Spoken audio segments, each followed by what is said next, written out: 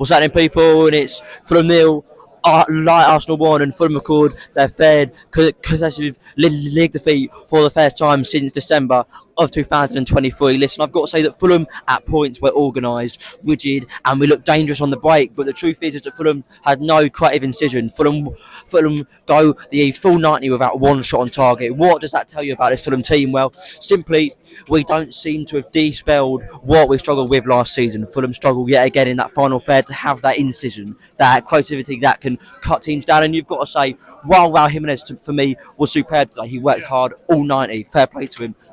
Do Fulham need that top quality striker who can make those 7 out of 10 chances, 6 out of 10 chances goals? Do we have that? I'm not sure that we do. Aside from that, I thought that Kevin was reasonably bright when he came on. I thought that Ryan Sessegnon worked very hard. I thought that Fulham had a few decent performances. Jorge Cuenca the same.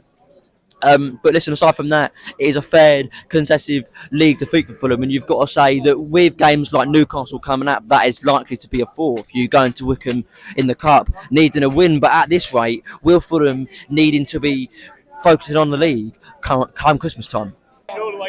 Harry Wilson, Josh King continued their positive first half displays with yet again a very lively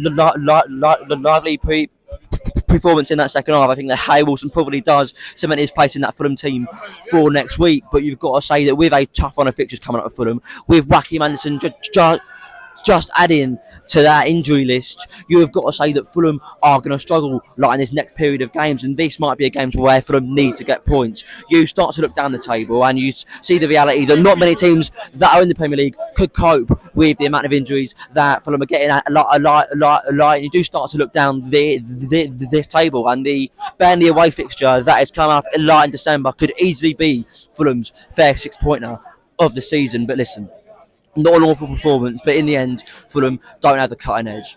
Fulham nil, Arsenal 1.